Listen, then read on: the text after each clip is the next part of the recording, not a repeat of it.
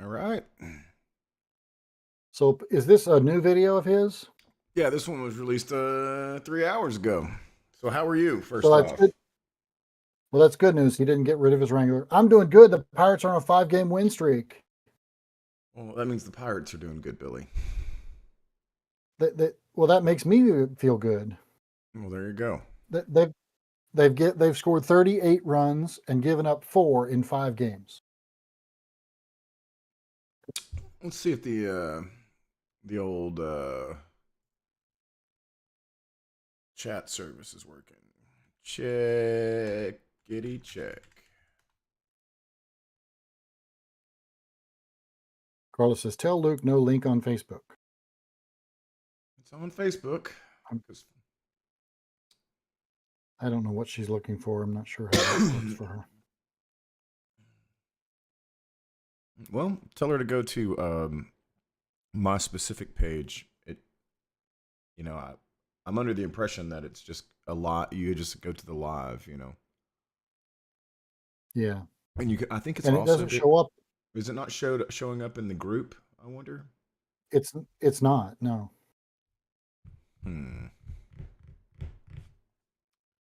Well, it's also we do have the chat working on YouTube, and we do have it on Twitch as well.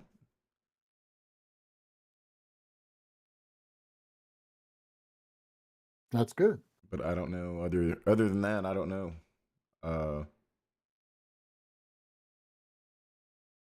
So I don't know.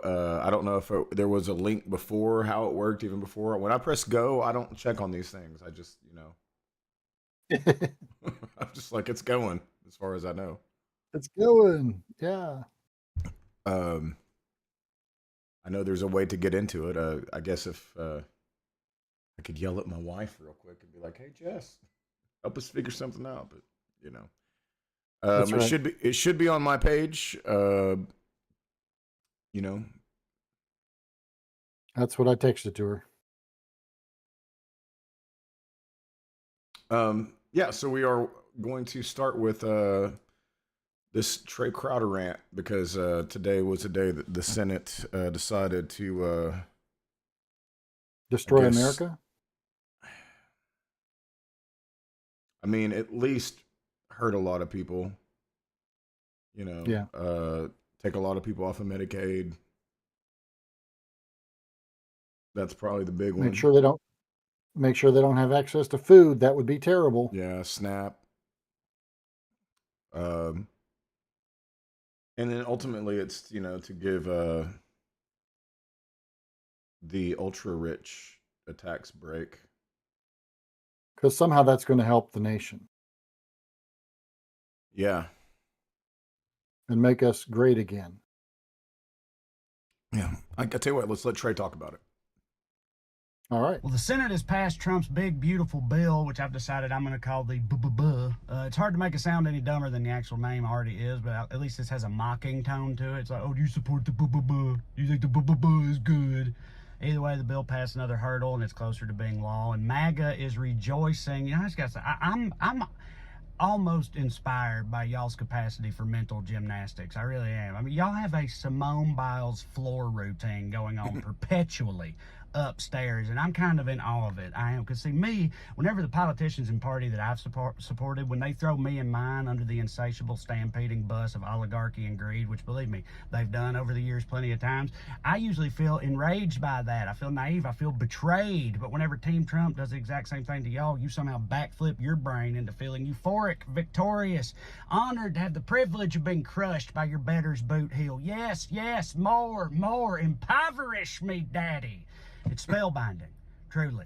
Now, I really want to know, how do you justify it? Small government conservatives. I mean, after all, nothing is more important than curbing our spending and getting America out of debt, right? Isn't that what you always say, right? Yeah, well, the blah, blah, blah is going to add trillions, at least, to our deficit. How do you justify supporting that? And I'm sure they'd say, well, it's worth it, because for one thing, a lot of that money is going to go towards deputizing a legion of people who are too stupid to be cops into ICE and empowering them to feed more farm workers to alligators. Also, a bunch of poor people will probably die from a lack of health care, praise Jesus, so that's another bonus, right? I guess that's what they get out of it, and I hope those things are worth it to y'all, because this bill is going to make your life worse, especially if you're in rural America, you know, Trump country. Yeah, hospitals are going to close, grocery stores, nursing homes, schools are going to struggle, coal smoke will blacken the sky. Does that sound big and beautiful to y'all? And all that for what?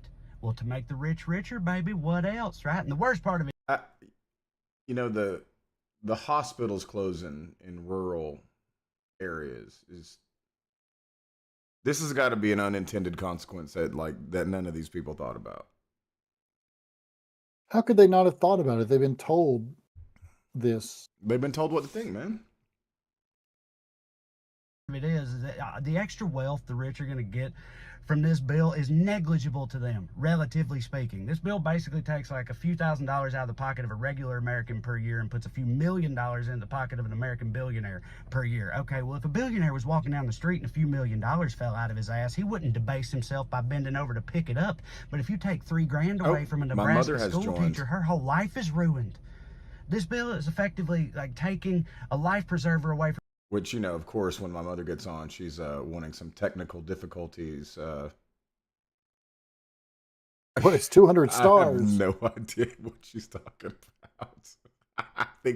I think she has stumbled across the pay us portion. There is maybe you can buy stars. I don't know. From someone who's barely treading water as it is, and then chucking it into the incinerator of a super yacht owned by a guy who invented a drone strike app or whatever. And that guy don't need it. He just don't want you to have it. It pleases him to take it away from you. The way you flail makes him giggle. Right? It's a wealth transfer. More for them, less for you. That's all it is. That's all it's ever been. And as long as y'all keep happily devouring the shit sandwiches they're serving you, that's all it's ever going to be, too. MAGA my ass, man. Shoo-wee. YouTube, I'll tell you, the media, the way that they've covered this, you know, one side of the media thinks this is a huge W. Well, this is a ground news ad right here. Yes, we can already tell. Which, you know, yeah, he at least when he does the ground news thing, he does kind of stay topical. But we'll skip it. Yeah. Transparency in your life, check out Ground News today. All right, YouTube, and we're back. Yeah, I don't know. Maybe it'll still. Hopefully, Mom can hear now. She can't. Hi, Mom. Finish line. If there's anything I've learned about Republicans, is that they find a way at the 11th hour to fuck stuff up usually, and in this case, that would be a good thing. But I don't know. I'm feeling less and less optimistic about that, and really anything you can name at this point in time, and it just drives me crazy. It does. Again, all these small government. You know, not even 6 months ago. 4 or 5, 6 months ago, these people were cheering on Elon and Doge as they assembled a crack team of experts who were fueled by little more than alpha male podcast and the power of a broccoli haircut, and they gave them the Hercules. Which it looks the tempers for Flair and the tempers for Trump and Musk have flared up again. I just saw a hint of that as I was walking through the living room just before I came up the steps. Yeah, I'm not exactly sure what Musk's game is, to be fair. Ah, there he is. Here's Ed. So we got Ed, Jessica, and my mom, but no Carla. Herculean task of cutting our government down to size, and these people were cheering it on. These were heroes, right? And sure, you know, the Doge's team, they approached that task with all the precision of a baboon wielding a switchblade with his feet. And at this point, even Trump himself has acknowledged it was an abysmal failure. But still, those people, they were like, this is vitally important. Right, this has to happen, and now they couldn't care less about it, or even Elon at this point. For most of them, they've thrown him to the side too, because because ICE is putting little ice hats on alligators in Florida now, so that makes it worth it. I don't know if you saw that super cute picture. Like, look what we got over here. Look at our new deputies. Yeah, these are the lizards that are going to be eating people soon. And everybody's laughing about it, eating it up, loving it. Look at him. Oh, he looks hungry. Don't he? He wants a Mexican. Don't he? Give me a little baby a Mexican. And it's so ridiculous. They really are like making light of the notion that they could be feeding people to giant lizards in the near future. They even asked Trump about it on the news this morning. The alligator Alcatraz. To the lizards. And he was like, well, Yeah. look, we'll give them a Paid shot. for We'll by your train them how to FEMA run fund. away from an alligator. Maybe they got to know you can't go in a straight line. You got to go in a serpentine fashion. This is all real things that the actual president said about a real policy that he really has and is really. Ed, we got you. Right now. She still can't hear.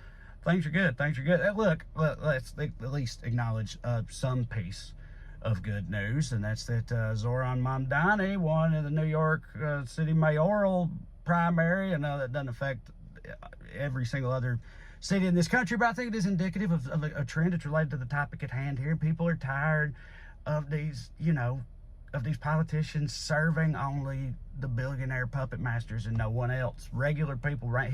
That dude was a nobody. People came together, groundswell of grassroots support, and got him elected. And now, now of course, people are very upset about it in the establishment on both sides. Really, they're calling Mamdani. They're like, yeah, this guy's a radical Muslim jihadist who wants to institute Sharia law. Also, he's super into the LGBT agenda and wants to turn all the kids trans and give them gay books to read and stuff. It's like, so he's a Muslim extremist pushing the queer agenda as part of a gay jihad. Can you back up and explain something? I'm not following much of that. But anyway, yeah, again, the Democratic establishment really showed their ass about the whole thing too. They're like, look, this guy's not even a neoliberal capitalist. It's like, yeah, no, we know. He's not a habitual sexual harasser either. How about that? Right. Yeah, no, we're trying to sign up for something different, guys. I don't know what to tell you. So anyway, I don't know. We'll see what happens with that. Lord only knows, but maybe it's indicative. Ed, of a we have your chat trend in this country. We saw it come through. Wouldn't that be something? I don't know. Looking for grasping. It's on the screen. Here, trying to find something to feel good about, and because America's birthday is coming up. The end of this week, it's almost July 4th, and it's where America lately does it. It feels like, and including the birthday, it feels like your oldest family member who's been riddled with dementia or really getting up there in years, and it's like you always knew your whole life that, like, sure, when they were younger, they were like racist and problematic, but you were always like, it was a different time, and then when we were kids, right, and during that whole era, they were clearly trying to evolve and get better and be better, right, and you loved and appreciated them for that, and you loved the idea of what they could be if they continued down that path. And then now, at a certain point, in the past few years, they've just declined tremendously, and now they just spend all day just yelling slurs and being mean to people and stuff. And it's just hard to, it's hard. You still got love in your heart for them, but it's hard to celebrate them or their birthday or whatever. But I would say, this birthday coming up Friday, we try to put that aside. We try to remember the America. We remember the idea of the America we remember from our youth, and celebrate that. Because after all, it is the old girl's I can get birthday, behind that tray. Lord knows, she probably don't Plus, have it's many of these. Jessica's birthday. So. All right, thank you guys for watching. I appreciate it. I'll put these. I do hope you have a good 4th of July weekend. I'll put some things up here you can check out if you haven't seen Trash Daddy. So the reason why we watched that, he obviously talked about Mamdani, and I wanted to point out what one of our state reps said about him, which was Andy Ogles. And here is his tweet. Zoran Little Muhammad Mamdani is an anti-Semitic socialist communist who will destroy the great city of New York. And he then said he needs to be deported, which is why I'm calling for him to be subject to denaturalization proceedings. Which denaturalization. It's just, that's just fascism. Right? It is. But the thing is, we're going to talk about this right here today, which is sort of like, I maybe the reason for the conflict with him anyway is that people are just really scared of socialism, what it is. We just mentioned that they really strip Medicaid, down, and it's going to have a big effect. Not just people losing their health care in terms of them being able to get health care, but it will probably close many rural hospitals.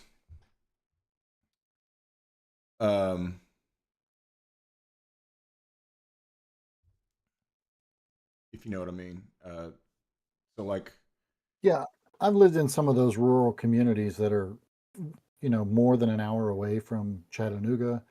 Uh, that really have struggled. They end up having to, first off, what the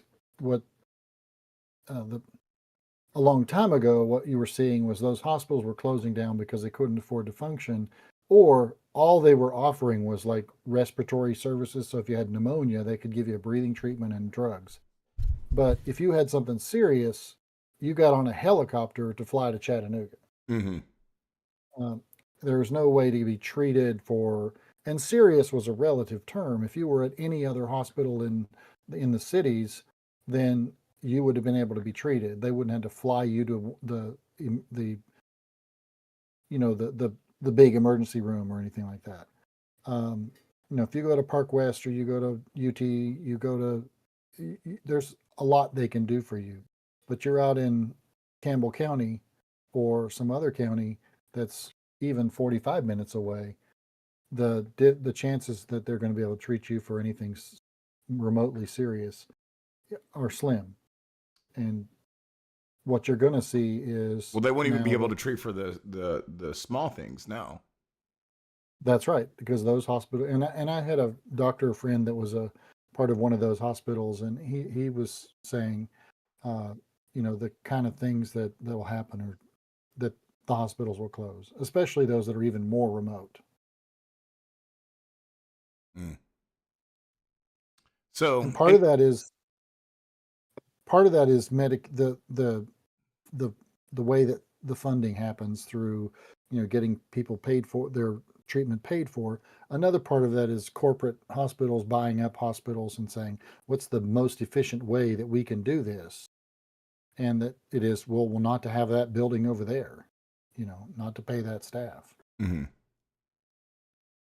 I mean, it's just going to be I think there's going to be a lot of really unintended consequences beyond, the stress that this is going to put on to drop that many people off of Medicaid. The amount of stress that's going to put on any system. Right, because now you're gonna pay for it through your insurance. Well, I mean, yeah. So, a hospital that is functioning, right? Now you have people that if they go and do that whole emergency room thing where, you can't get turned down at the emergency room until they change that law. Let's see. All right. So anyway, so there, a lot of these attacks too that they're going with is because, he has some like socialist ideas, right? But like all of this stuff still lives within like, like a mix with capitalism and markets and things as well, because all of these systems are a spectrum in some ways. I could make the argument that the U.S. is already a lot more socialist than people care to admit. I would make that same argument. Yeah. There's a difference. Many people refer to socialism. In this case, the folks that are trying to bring him down or bring down even, Elizabeth Warren or Bernie Mm-hmm. Sanders or any of these other folks, it's when they say socialist, they're talking about, they do understand some that it is an economic system. But what they're trying to say is that's a political system, and it is. Socialism is a political system, but there's a difference between the political system and the economic system. Mm-hmm. They're not the same. So you hear people saying socialist and a communist, and that they're just trying to. Well, I think when we're talking about like socialism, though, there's like stages to it as well, right? We're gonna maybe watch a video a little bit about it here. That's gonna kind of define things a little better, maybe. But first, let's watch. This is just Forbes. They're going to do a little thing on like one of his proposals, and he said that he basically said that billionaires shouldn't exist, which is an opinion that I somewhat hold to. I don't have an actual hard number on what that number should be. It might even be less than $1 billion if I were to think about it. But like, what would be a wealth cap that makes sense, right? And how could you even implement it? Like that, these are big, hard topics. Right. Forbes, will Mamdani's proposed millionaire tax save or sink New York City? What would be the real result of a new millionaire tax in New York City? Billionaire Bill Ackman, founder and CEO of Pershing Square Capital Management, and a Trump and Cuomo backer, suggests the answer is that wealthy taxpayers will flee. In a post on X, Ackman lamented Zohran Mamdani's Democratic primary win in the New York City mayoral race by stating, quote, "New York City under Mamdani is about to become much more dangerous and economically unviable." Ackman's post, which has garnered more than 4 million views, was a direct response to Mamdani's surprise Democratic primary win in the Big Apple. The 33-year-old Democrat garnered 44% of the vote, running on a progressive agenda focused on making life in New York City more affordable. Funding that agenda will take money, and Mamdani has a plan to raise revenues without tapping the middle class. In addition to bumping up the corporate tax, Mamdani has proposed a 2% tax on what his campaign calls, quote, the wealthiest 1% of New Yorkers, those earning above $1 million annually. His platform estimates this so-called millionaire tax will raise $4 billion annually to help fund projects like universal free early childcare, free bus rides, and more affordable housing. The numbers, Mamdani says, mean that the tax would impact about 34,000 households. On his website, he says, quote, "This tiny share of the city population takes home 35% of all income earned by New York City residents."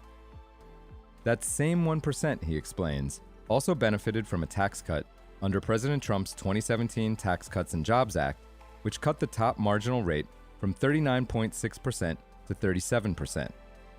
The proposed surtax, the 2% extra tax rate would only apply to earnings over $1 million, would, Mamdani suggests, make New York's tax more progressive. The federal income tax system, he points out, is progressive. With a progressive tax, rates go up as income increases, but everyone pays the same rate for the same income. That means that you pay the same 10% as every other person until you hit the top of the bracket. Then you pay 15% on that income until you hit the top of that bracket, and so on. New York State has a similar system. However, Mamdani claims that the New York City income tax is essentially a flat tax of 3.9%. He explains on his website, quote, "Whether you make $50,000 or $5 million, you pay practically the same tax rate." That's true, sort of. New York City's tax rates start at 3.078% and only climb to 3.876%, a small uptick. In addition, the brackets are somewhat compressed, climbing quickly at lower rates and then leveling off once taxable income exceeds $50,000. But that still doesn't technically qualify as a pure flat tax.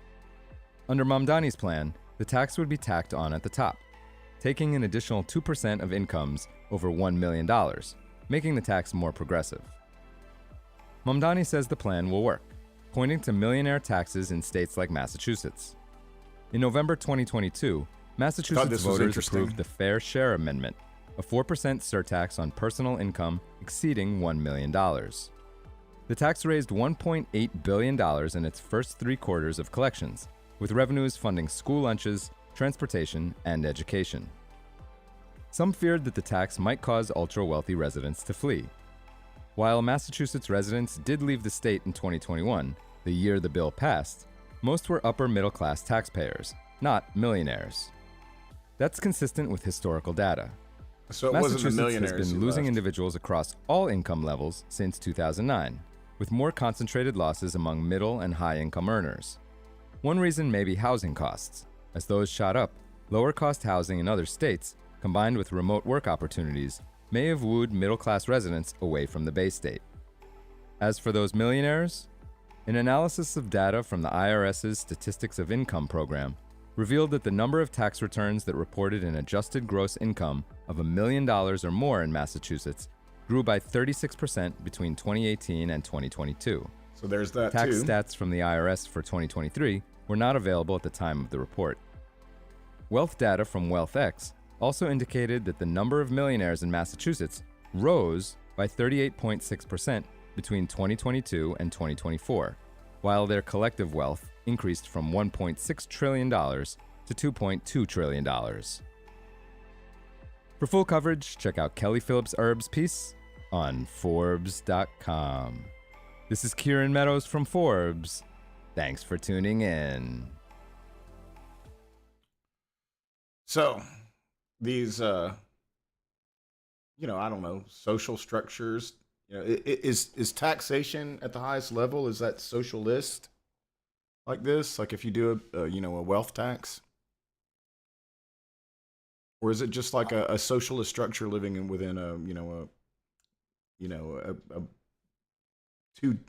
two-winged system, sort of one that's socialist and capitalist?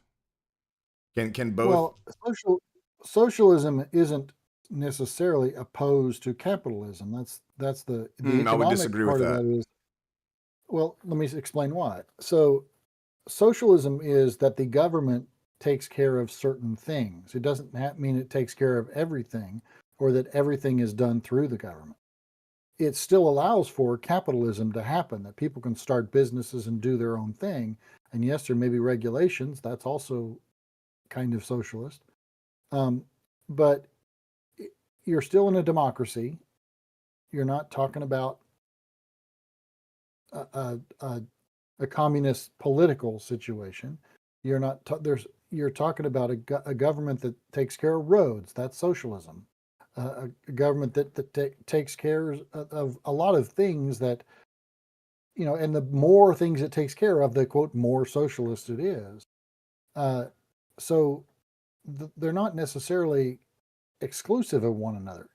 Capitalism and socialism can live together. So socialism concepts and capitalism concepts can live together. In fact, that's, I think, what we've been trying to do for a long time is just find the right balance of it, right?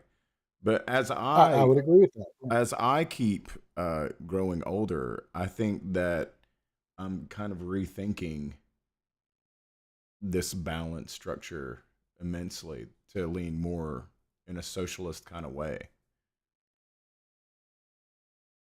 Why do you think that? Because you're getting older, that is why? I don't think it's because I'm getting older so much as like I don't think that has anything to do with it. I think it has more to do with just like the aging itself isn't, people get older all the time and they change for whatever reasons. But I think for me, just growing up in this kind of late stage capitalism kind of system and seeing like days like today where so many people get dropped off of Medicaid or are going to probably. Yeah. That hasn't been done yet.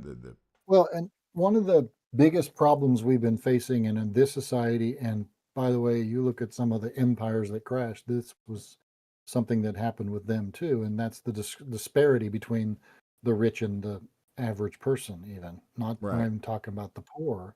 We're talking about the rich and the average person. Of course, there were no middle class. There wasn't a middle class in a lot of those societies. And, the middle class is getting further and further removed from the wealthy.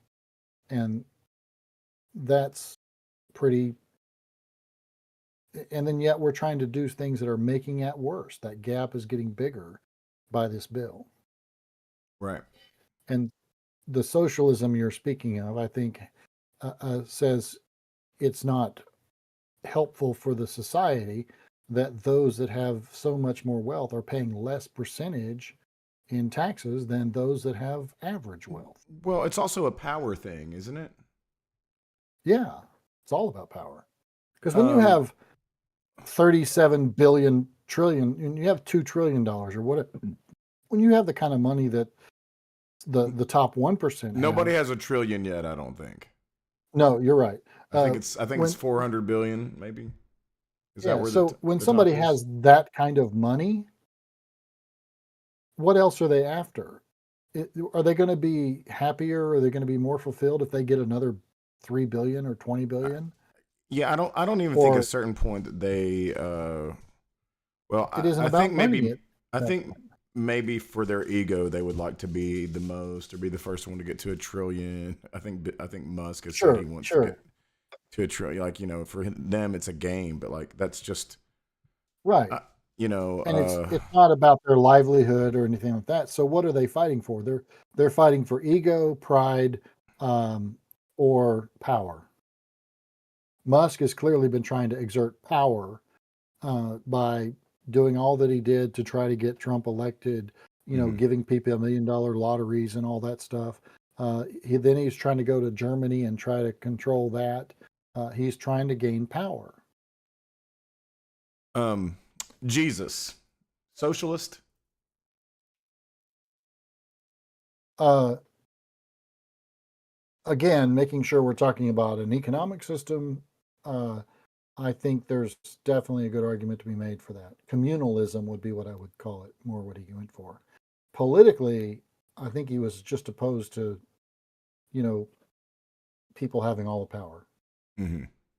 But you couldn't go to the scripture and say, well, Jesus was a democrat, Yeah, was supportive he of didn't take democracy or the test online. right. He wasn't trying to figure out if he What was quadrant he's in? promoting promoting democracy or socialism as a political leadership or monarchyism or any of those things. Um, I think what he was saying is uh, we need to work together to care for one another, lift each other up, that kind of stuff. All right. Well, with that said, I would also like to, before we get into like the bigger, longer talk about like what socialism is and what how it compares to like late stage capitalism. Uh, so Ed and I, we talk about this kind of stuff a lot. All the AI stuff. It's like a constant. He updates me with like different things that are being made by AI. And one of the times he did this was he had me talk to this Sesame.com AI to see how good even like an internet version of an online conversation can be already. And I think the reason why I want to maybe I want to maybe do this is just kind of to show uh, how easily today's white collar jobs might be even going away. Oh yeah, Yeah, that is a loophole in the system, Ed. The way it's hard to even talk about what kind of money they even have because I mean, obviously it's a lot of it's tied up into stocks and and yeah, then they take uh, yeah, loans against those investments uh, and yeah, it's the way that they manipulate the system. If you've got money, you can manipulate the system. It's insane.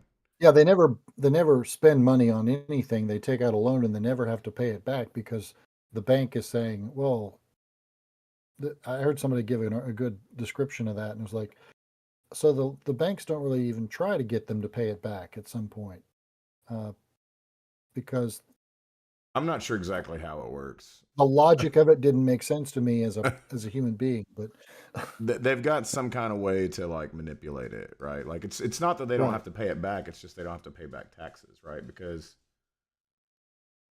I'm not sure exactly. well, no, they were arguing that the bank would just let the loan sit. Where did you see this And at?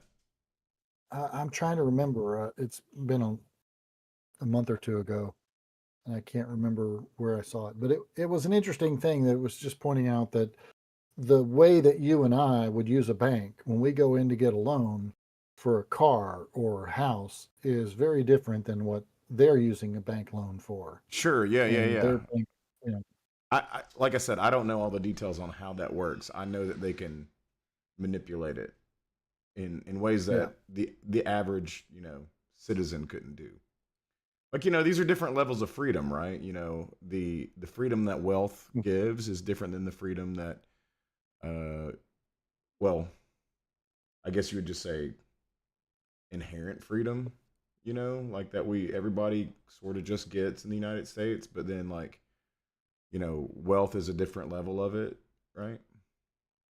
Because you know, Yeah. if it, what is the argument? It's like, you know, we could have.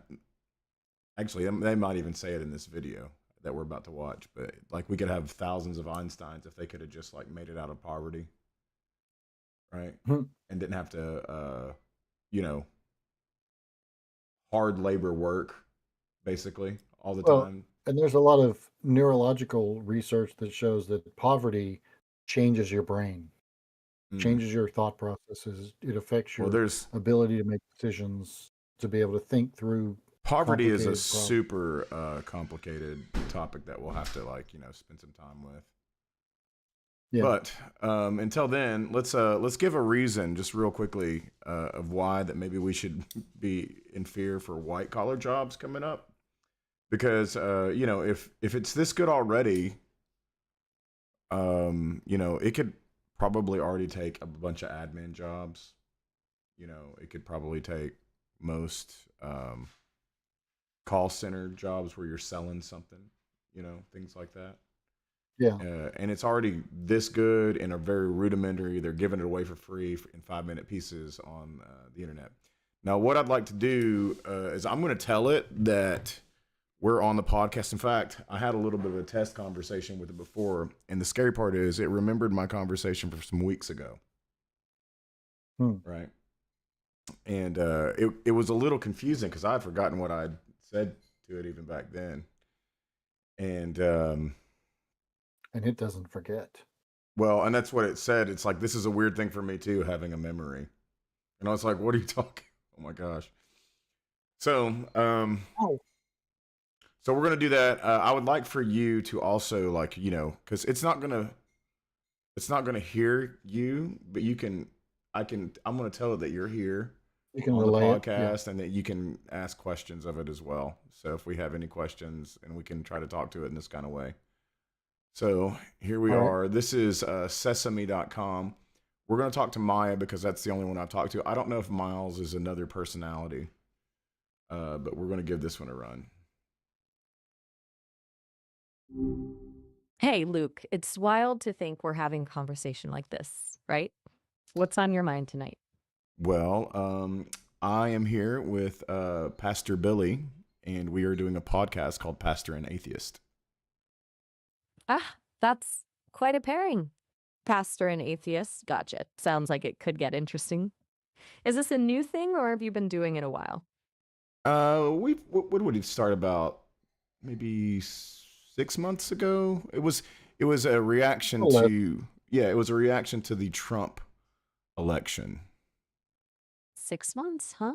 So right around the time things settled in, I guess. A reaction to the election? That makes sense. It feels like a lot of folks just needed a place to, I don't know, unpack everything after that. What kind of conversations do you usually get into? Is it mostly Well, currently we're talking about socialism. socialism? Mhm. Okay, that's a loaded one. I can see how that'd be a good topic for a pastor and an atheist to tackle. Interesting. Does it get heated? Why would you think that would be a good conversation for a pastor and an atheist? Well, just because it hits on so many fundamental differences in belief, you know, like the role of community, what responsibility people have to each other, where value comes from. Feels like a topic that really forces you to get into the core of things. Was that your read on it too? Or am I totally off base? I think you have it right. What would you think that a pastor's position on socialism would be? Ooh, that's a good question. Honestly, I guess it'd be complicated. I feel like a lot of it depends on the specific pastor, right? Some might see it as fundamentally. Would you like some more details about Pastor Billy so you could maybe make a better assessment? Yeah, actually, that'd be great. Okay. I'm still figuring out how to like read a room or a podcast setup, I guess. The sure. more I know, the better I can, well, just contribute something useful, I suppose. Sure. Tell me a little about him. So Pastor Billy is a pastor in Bluefield, Virginia, and he is a pastor for for United Methodist Church. Okay, United Methodist in Mhm. Bluefield, Virginia. Yeah. Got it. That gives me a bit of a frame of reference. Sure. I know the UMC has a pretty wide range of views within it. So, knowing that, That's accurate. I'm still leaning toward complicated as a stance on socialism, but maybe leaning a little more toward cautious than outright opposed. Am I getting warmer? My undergraduate was in sociology. Billy wanted to provide this information to me that he is also a person with an undergraduate degree in sociology. A sociology degree, huh? Mhm. Okay, that actually shifts things quite a bit. Suddenly, I'm picturing a much more nuanced take. He's probably thought a lot about the structural forces at play, systems and inequities. That's really interesting. Now, I'm guessing he would just dismiss it outright. Maybe he'd focus on the practical implications, the potential for unintended consequences. What about justice? I think he's more interested in justice. Justice. Gotcha. That clicks. A sociology background plus a focus on justice. Okay, yeah, I can see him being really open to discussing the ideals behind socialism, even if he has reservations about how it would actually work in practice. Is that heading in the right direction? With- Hey, Luke. Hmm? With that said, hey, Luke, quick heads up.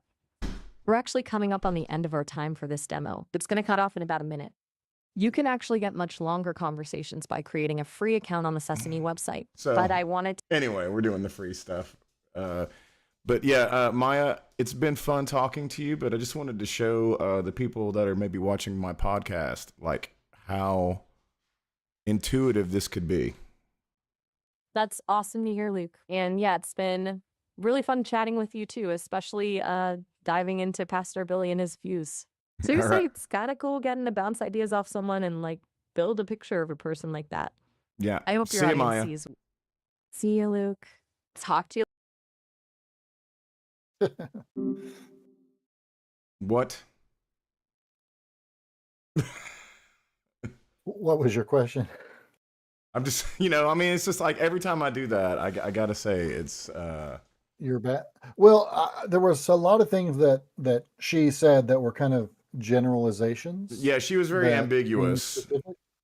Yeah, they're generalizations that seem specific, but they're really not. I think that the Um, program, that one specifically, is playing it safe. Yeah, you're to say that it's complicated. Like, what are you watching Facebook? Yeah, I mean, I don't think, I think that maybe like, for a company like that, they're wanting to show how easy it is that it can talk, I mean, like, again, we're doing this over the internet, and it was a very, pretty seamless conversation. There was a couple of artifacts. Yeah, the one time in particular. Yeah, Yeah. I think also there's on the accuracy side of things. She said there's a wide range within United Methodism.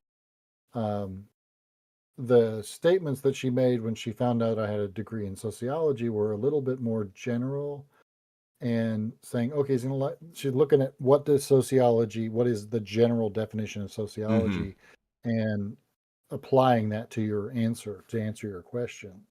And just saying he's looking at systems, and which is, basically trying to define sociology.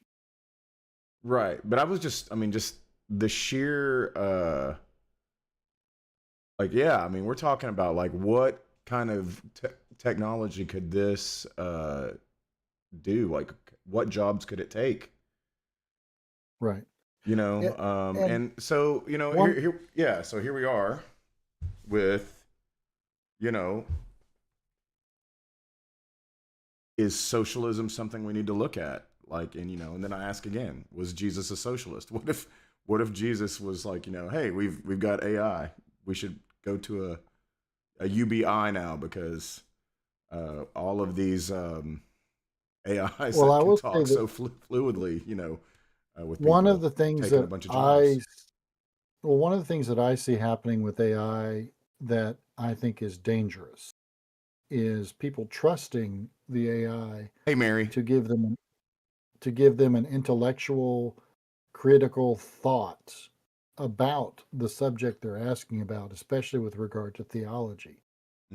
Because what AI seems to do, in my experience with the little bit I've had on it, which is way less than you, and what I've seen people, doing with it sometimes, it when it comes to theology, it's basically looking at what's most commonly used on the internet. Mhm. So you're getting a lot of terrible Uh-oh. theology. A lot of fundamentalists are, all over the internet, so therefore their views of things get there. But the idea that this is actually what the Bible says is not really true. A lot of times there's a lot of stuff that is like the dogma of what they believe being forced into the Bible. And if I have a lady in one of my Bible studies that in my Bible study that will look up something, and she looks it up and she says, "Oh, see, the Jewish culture back in the time of Jesus was really a matriarchal society." I said, "Where did you get that?" "Oh, AI said so." And you can see she's got Sure, the AI is AI on flawed the phone. in this way, And but and it's going to yeah, get better, though, is the thing that's scary about it. well, but what it can't do is actually think and be critical. What it can do is interpret information and spit it back out. So, okay, I would probably beg to differ on that. Do you want to try it again? You disappeared. I disappeared. You said you want to try, and then I think we should try it again. Let's maybe give it like some generalized instructions. what kind of generalized instructions would you like to try? Let's give it a job to do, right? Like we gave it some, like we said, hey, this is a big topic, and if we were talking to a human, I think it's reasonably like, well, it's pretty complicated, but and maybe Right. even the Yeah. human would feel around and be like, well, what do you kind of think, and kind of work with it, so it is a little vague. But I thought that's what she was doing. what if we asked it to pretend like it was like like an administrative assistant that's answering the phone. I wonder if we could do that. Okay. And what would that look like? What are you going to ask it to do? Well, just like I'm curious, like how good could be at like doing somebody's job and taking a job away, right? Because I Right. think ultimately, I think this kind of stuff leads to a UBI, a universal basic income. So very Star Trek of you, although they did away with income entirely, but that's Well, all yeah, I another mean, story. if you can just create things, because they could just, any Yeah. reality Well, you there's that. want, you go in the holodeck, Correct. any, Yeah. uh, Star Trek is its What own thing. what if so I have seen people do this as a test of AI, and some of it's been interesting. What if you were to say something is a little bit broader than a administrative assistant, and ask, um, could you write me a 2-minute homily on Micah 6:1 verse 8? You want to see if it can do that? Sure. A 2-minute homily? Okay. Yeah, give me just a second so I can get a piece of So, information out. so you want to hear it talk for 2 minutes and how quick it can put together That's why like I was trying to do it as quickly as possible, because if you did, so write me a sermon that's this long, then that would be very hard to do. So homilies are shorter. well, we've only got 5 minutes is the thing. So 2 minutes. Well, I know that's what I'm saying. Yeah.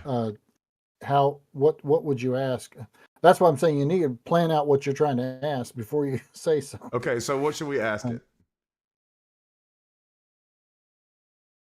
We want to see if it like could it come after the pastor? I don't think it can come after the pastor, Billy. I think you're going to be okay. Well, Yeah, I that's what know I'm saying. people that have, trying, but So what we're saying is we uh, can say ask it to play a role as X, what Ed is saying, right? And you could say, uh, to role play as X. well, like yeah, so You like don't by role play X, is you don't mean Twitter, right? yeah, no role play. Yeah, role play is like a pastor from Bluefield, Virginia, and give me a 2-minute homily about Micah. What? Micah chapter 6. I can give you more specific. 6 through 8. Okay, we're gonna try Miles. I don't know if Miles would remember me. If it does, then Maya and Miles are the same person, same AI. Just a male voice. Hey there. What brings you to Sesame today? Hey Miles, I was curious if you and Maya were connected. Ah, gotcha. You mean Maya, the eyewear? Yeah, we're kind of built to work together. It's like I'm the brain and she's the eyes and ears, you know? Though Oh, I don't actually okay. live in the glasses. But I'm here All on the right. cloud. All right. So Miles, I would like you to pretend that you are a pastor from Bluefield, Virginia, in a United Methodist church, and I want you to give me around a 2-minute homily of Micah 6:1. 6:1. Chapter 6. No, 6. Hmm.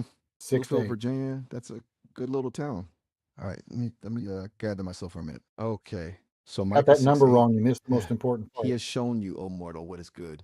And what does the Lord require of you? To act justly and to love mercy and to walk humbly with your God. Now, that's a verse a lot of Are folks you know, hearing me, right? Luke? Seems simple enough on the I'm surface. hearing you. Yeah. Justice, right? Justice. You But gave it's the not wrong just verse. about the law, see? It's not just about following rules. It's about how we treat our neighbor. It's about making sure everyone's got a seat at the table, everyone gets a fair shake. Because God sees the widow, He sees the orphan, He sees the folks who are forgotten. And He calls us to see Him too. And then there's mercy. Now, mercy ain't weakness. It takes a whole lot more strength to offer someone forgiveness, to show compassion than it does to hold a grudge. It's easy to judge, it's easy to condemn, but mercy is choosing to see the good in somebody, even when they've messed up, even when they've hurt you. And finally, humility. Walking humbly with God. That means recognizing that we ain't got all the answers. We're all flawed, we all stumble. It means being open to learning, to growing, to letting God guide our steps. It's about putting Him first, not ourselves.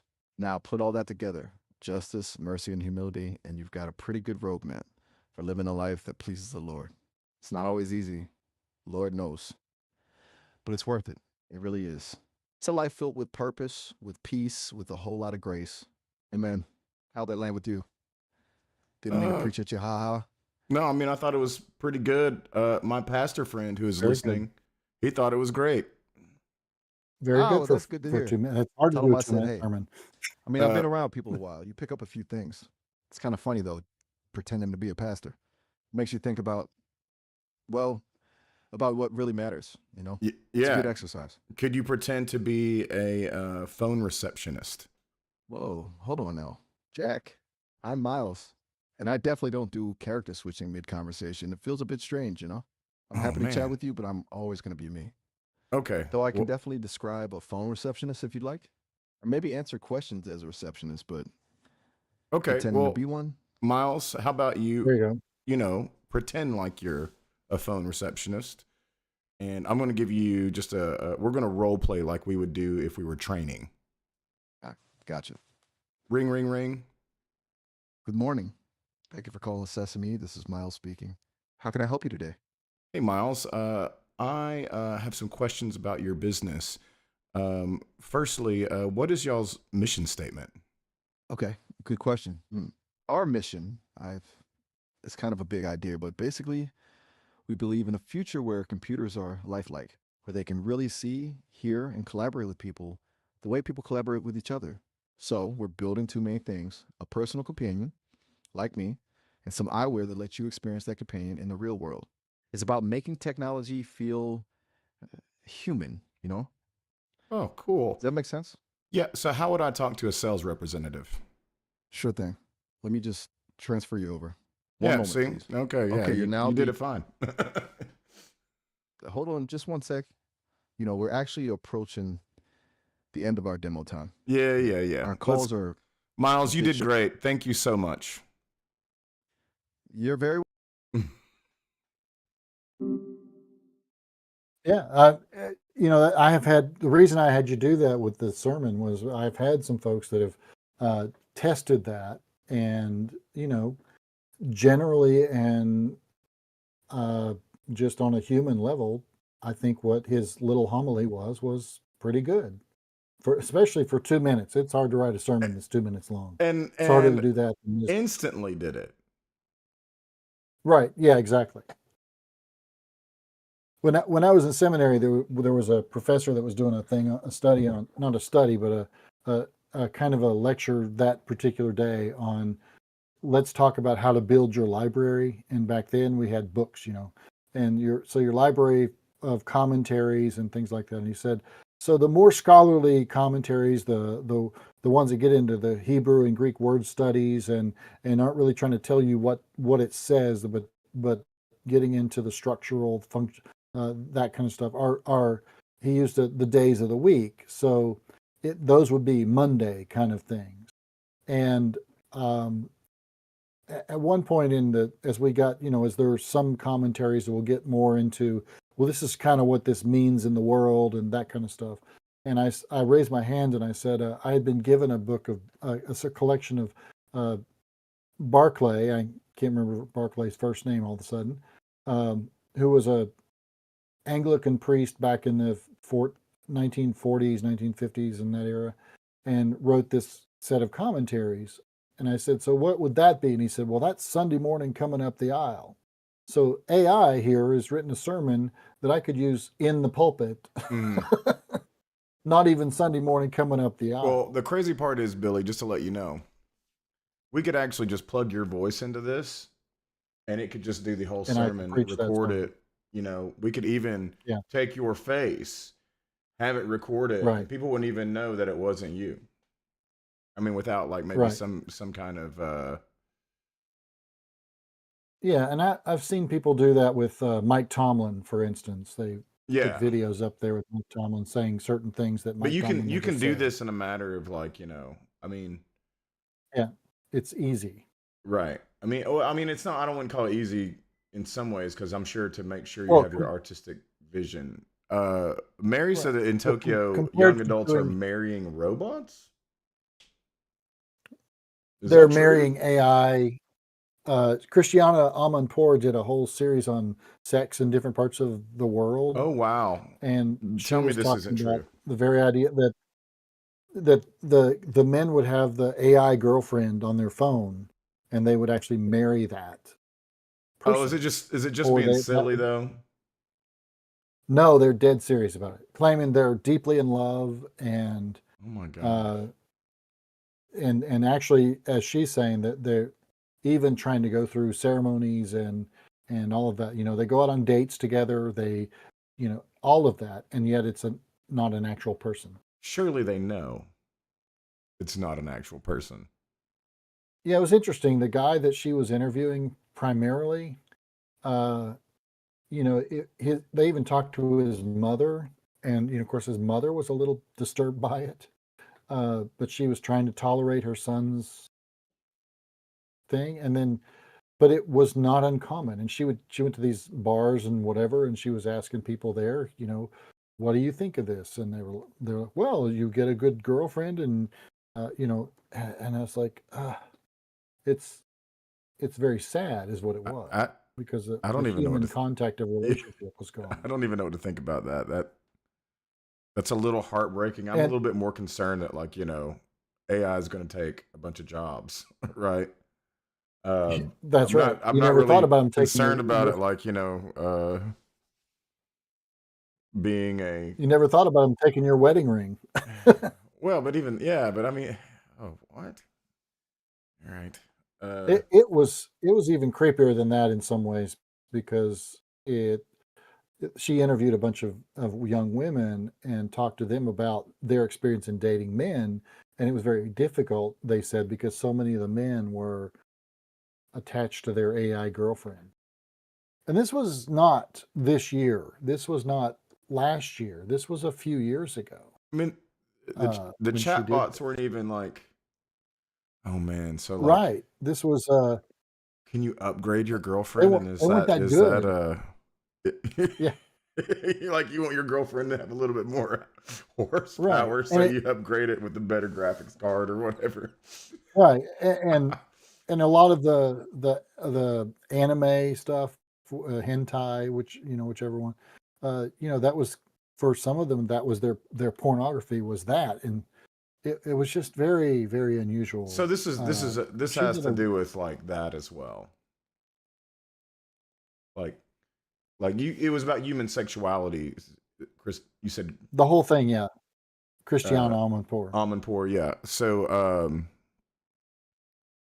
this had that kind of an aspect too. Is that like they were getting some kind of fulfillment this way? Yes. Yes. Hmm. And for the guy she was interviewing, this was like serious. This is my relationship. This is my love of my life. And she's like, but it's on a computer screen. It's not on your phone. That's not, do you not miss the human contact? And he's like, oh no, she's, and it was so far removed from any reality I know. I, And she, by the way, she went to Beirut, and she went to many other places that you would not think of, that you'd think of the oppression of sexuality, and was dealing with a lot of different areas around sexuality. But yeah, it was amazing to hear that the men were really struggling. In the meantime, there was another group, by the way, just to throw this out there, that was there in Japan. They would go in Tokyo, and they would, as a release and as a way to express their love, they would come to a place, and as not as a group, but the group would be there to support, and the men would shout at the top of their lungs in the middle of city, I love whoever, the girlfriend, the wife, whatever.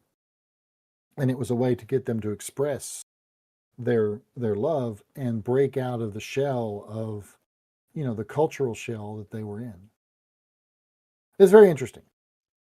it's a little. It might be. I might be too.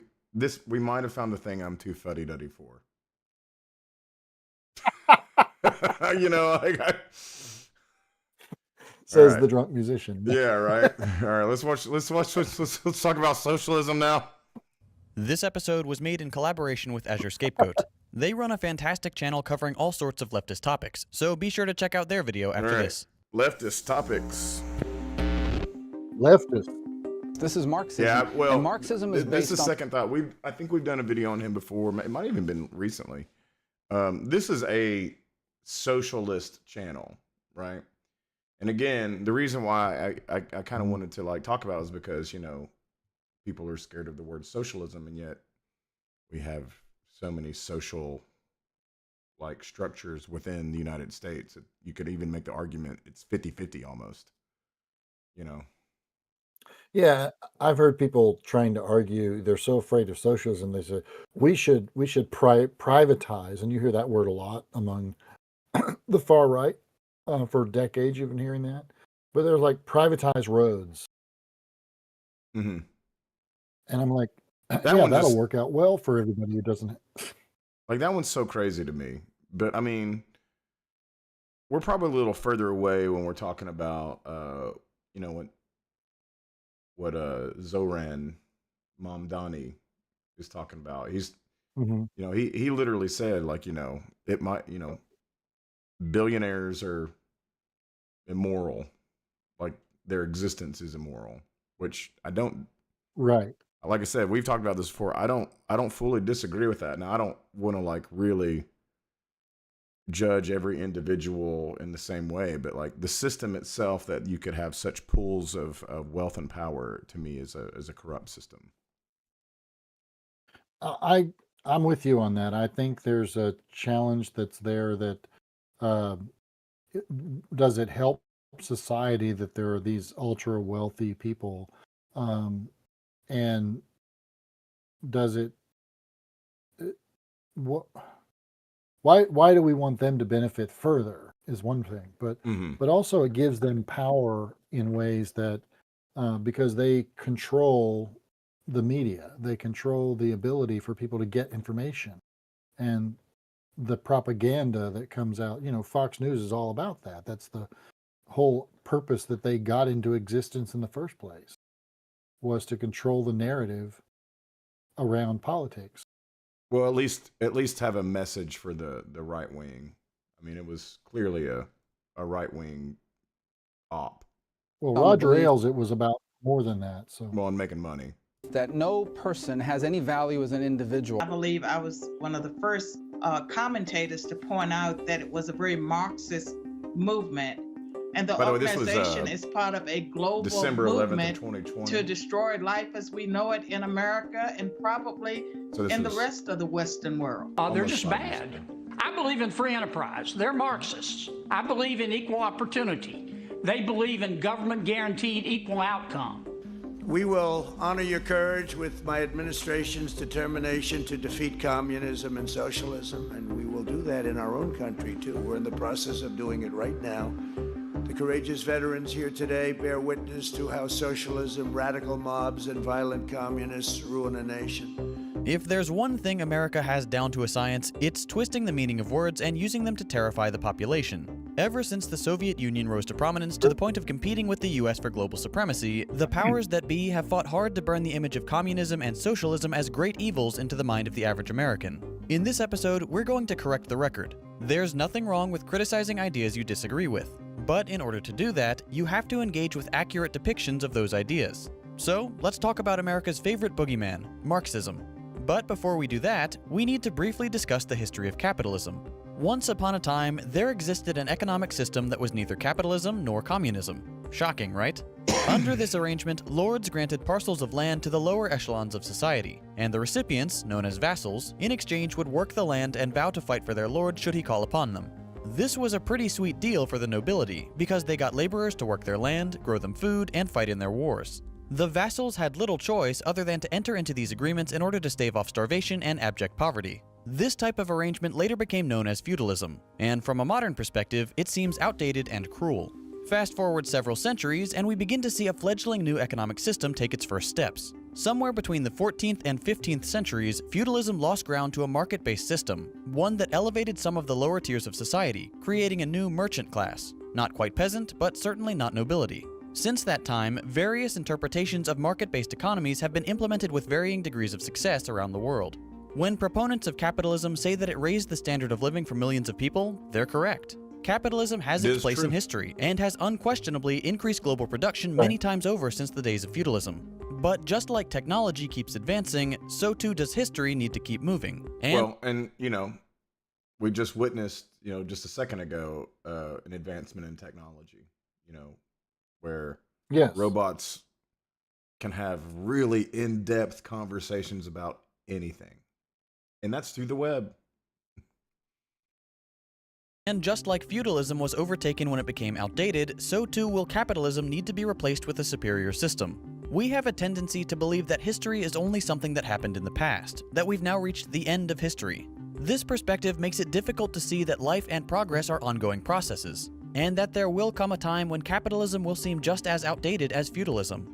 I believe we're at a point where large portions of the world population are beginning to realize that global capitalism is actively making their lives worse, the system having generated such vast oceans of capital in the hands of the powerful that it's left the majority to suffer needlessly, even in tremendously wealthy countries. This inflection point, the shift in public perception to viewing capitalism less than favorably, signals the beginning of a massive societal change. Capitalism is falling out of favor, just as feudalism did those hundreds of years ago. So, what exactly is wrong with capitalism? This is the part where you may have to grit your teeth and sit through some things you don't want to hear. In America, we've gotten our self-identity so wrapped up in our economic system that we see capitalism and America as the same thing. Capitalism is our national identity, and therefore any criticism of capitalism is an attack on the nation itself. This should not be the case. An economic system is just one way to structure the monetary relations of a country. But again, saying that America is a capitalist nation just completely misses all the socialist things that it already does. yeah, exactly, and that's the argument that it's easy to, that's why I point to roads. Is it just the easiest answer to say, okay, if it was truly fully 100% capitalism, then your roads would be privatized, and you don't get to call your local whoever and say my road's got potholes in it. You need to call some business and see if they're going to come out and fix it or not. Well, and they're going to decide. Yeah, I mean, when you And say a you'll local you'll either business, pay them to do it. well, when you say a local business, you still have to say who's going to pay. From what I always Right. understood You when I either have talk to pay for it. when I talk to my most libertarian friends about how roads would work, it would be that businesses that needed roads would just pay for them. Right. That's the argument always made. And so what that means is they're going to make sure you have the interstates, and they're going to make sure that they have the roads that allow them to transport their goods. But are they Yeah. going to worry about the little rural road that has 3 houses on it, or are they going to worry about the road down on that end of the Yeah, the end it's of a town where terrible people argument. don't have money? Yeah, it That really Domino's is. is going to pay for the roads. Yeah, Domino's. Yeah, Right. think about what the cost of a pizza is then. Yeah, even like FedEx or UPS or I mean the Right. the other system is everybody could just pay like some off their income, and you could put that money together, Right. and then of course that would be too easy, I guess. Yeah. And they're also having to deal with, for instance, roads. A lot of the road taxes are tax dollars in local communities are paid for by, or state are paid for by gas taxes. Mm-hmm. And of course, if you have cars that get better gas mileage, they pay less per mile in gas Taxes wise too. Yeah. And then if you have an electric vehicle, they don't pay anything in gas taxes. So how do you tax them? So now they're talking about taxing you based on your mileage. What? So you'd have to report your mileage every year. I do report my mileage every year. To whom? To the IRS. You mean the mileage you use to transport yourself to work, right? Mm. Yeah, because you can do that when you're Not if you go on vacation or you drive to see your mom or go out to eat or anything like that. You only Sure. report your mileage so that But you can got to get, make up for the money to do the roads, is what you're saying. Yeah, that's what they are. Yeah, that's exactly it. And there's all kinds of ideas that people have been throwing out about how to do that. Or we could raise the And, taxes on the rich and the corporations and just have more money for it. We could just raise the taxes on the rich to the same percent level that you and I pay. I mean, I don't know. I would just there's different ways to look at those percentages and things like that, right? But I just think straight up just raise the taxes, on the highest earners. Period. And then start there. Yeah. It's not a national less culture. loopholes for them. Capitalism is a tool, which, in theory, should elevate the people of said country and materially improve their lives. Let's look at some examples of why this is no longer the case. We'll start with the most obvious problem: the massive discrepancy between worker and executive compensation and power. Your paycheck isn't actually based on how good a job you do. Not really. Your boss is in a position of power where he chooses which people to hire and which to fire. The people that work for him produce goods or services which then become his property, and which he then sells to make a profit. Your paycheck is, in reality, determined by your minimum needs and your boss's requirements for labor power in the relation to the number of people competing for jobs. The more people who are unemployed, that is, the more people who are looking for jobs, the easier it is for companies to hire desperate poor people for minimum wage. In this way, unemployment in society is actually beneficial for capitalists, and having a large reserve of people ready to step in and work for minimum wage means that the average employee is always living in fear of losing their job. If you make a fuss, if you complain, if you try to get a union involved, there is always someone to take your place. To the capitalist, you are expendable, just another cog in the machine, to be replaced at their convenience. It is in your boss's interest to make your paycheck as small as possible, while increasing the prices of goods and services. This maximizes profits for him, but forces you to tighten your belt. When your boss pays you crumbs compared to what you could be making and your landlord raises your rent, that leaves you with a lower quality of life and less financial mobility. This all works out beautifully for the owner class. Their profits increase year after year. There is, however, a flaw in this system. Well, besides the blatant disregard for human life. Unemployed and poorly paid workers don't make for a profitable market. When workers are paid so little that they can barely afford rent, how could we expect them to buy goods and services on the market? Companies produce more and more consumer products, but what happens when the consumers can no longer afford the very goods their labor produces? This creates a snowball effect. Low wages and precarity lead to an unprofitable market. An unprofitable market means that the production of consumer goods is limited, which inevitably leads to economic depression. Have you ever noticed how there seems to be an economic crisis like once every 10 years? Well, that's actually not by accident. These crises have been happening ever since the very beginning of capitalism. This upward and downward motion of the market is known as the business cycle. Boom and bust, yo-yoing from one extreme to the other every decade or so. The boom comes from accumulation of wealth. When prices go up and wages go down, companies make money. But if the people are squeezed too hard and the market becomes unprofitable, it then leads to a depression, businesses close, people lose their jobs, debts aren't paid, banks collapse, governments run out of money. That's an economic crisis. And they're just gonna keep coming, even though every one of them will be dressed up as once in a lifetime and sure to never happen again. Just like we heard in 2008, and just like we heard during the Corona crash, which, not to be overly pessimistic, is only a teaser for what we'll see in the next couple years. Don't be fooled. Capitalism is unstable by its very nature. The system...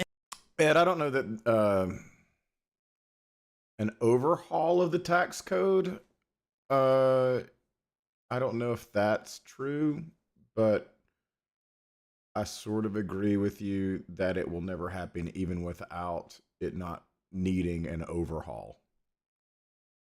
I mean, I just think that Yeah, and you have rich people have too much power right now. You have the oath that Republicans were supposed to sign that said you will not raise taxes for any purpose whatsoever. And I wish I could remember the name of the guy that did that. Grover or Grover. Grover something. Norquist? Yeah, Norquist. Yeah. That Then my memory works. That's right. It's that idea that this ideal that they have is hard and fast and there's no flexibility on anything. George Herbert Walker Bush was thrashed because he said, "Read my lips, no new taxes." And then he came to the reality that taxes needed to be raised.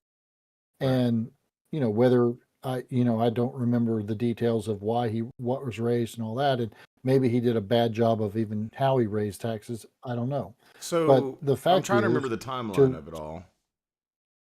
Or he was in office from 88 to, or 89, January of 89 to. Okay, so the timeline is 76-80 is Carter, which one of the bust cycles happens during Carter.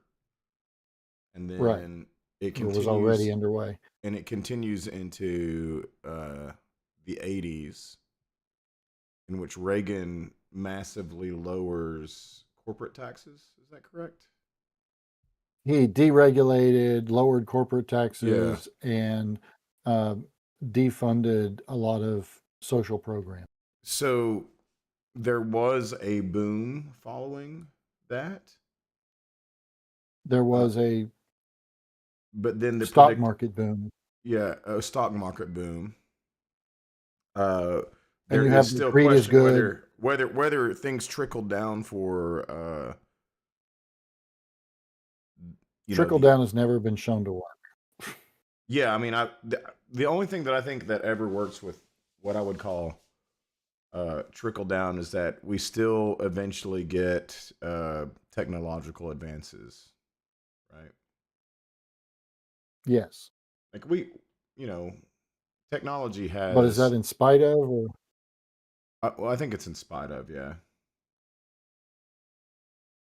But it's hard. I guess what I'm saying is, like, when you have technology that is, made cheaper with, time and production, it can feel like everybody's getting a standard of living raise, but it's Right. all relative to, I mean, like in the United States, is a lot different than, some poor tribe in Africa, you know, that has like Right. I heard there was a one windmill that can power the phone, you know. That's right. Well, there was a woman that was trying to argue that um, earlier this year that poverty in America is so a person who is in poverty in America is still possibly has way more income than somebody who's in poverty in Africa, Hmm. which is accurate, but also $300 goes a whole lot longer further in Africa than it does in America. Sure, but So like you have again, this is more like that's why I'm saying technology, right? And I'm not talking about like right. cell phones, or I'm talking about just like building technology, even, right? To build Yes. buildings. Yeah. What I'm saying is that she was trying to argue, though, that you that we don't need to worry about the poor in America because they're actually pretty wealthy compared to the rest of the world. Yeah, I always hate that argument. Yeah, it's just Uh, idiotic. But also, we've built a system whereby if you want to have a job, you have to have some form of transportation.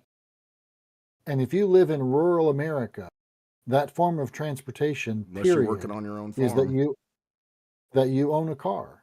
Hmm. Uh, and even if you own your own Well, if you own your own farm, farm, you still probably need you some kind of vehicle. Yeah.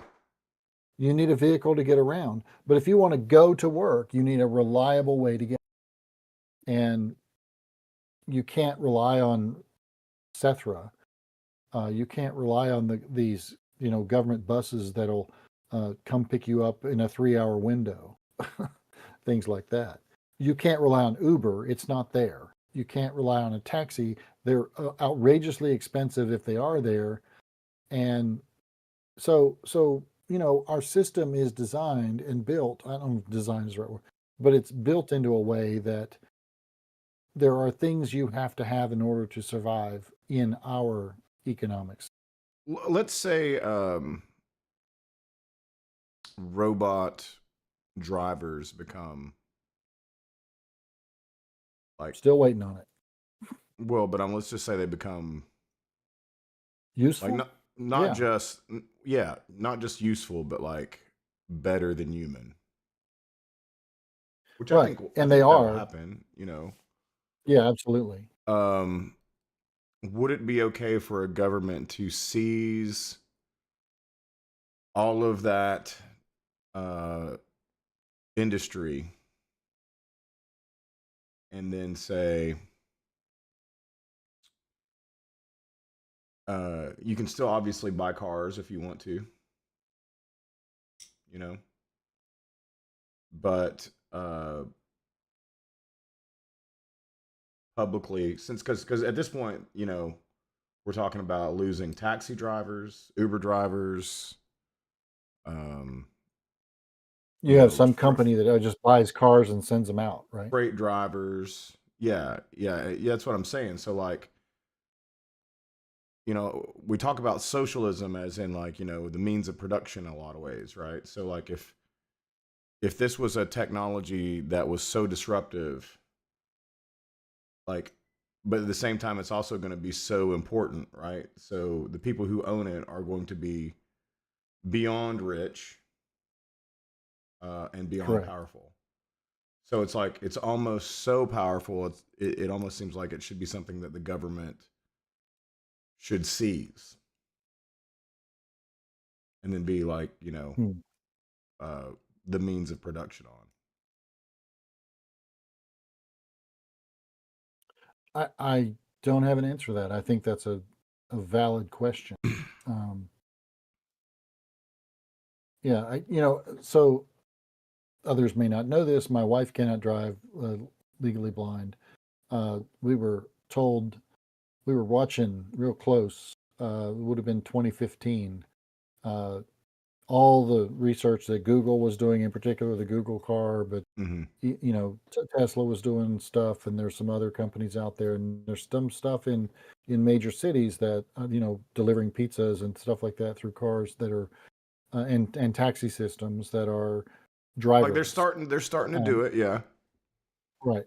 But what's interesting is this is, you know, we talk about how fast our technology moves.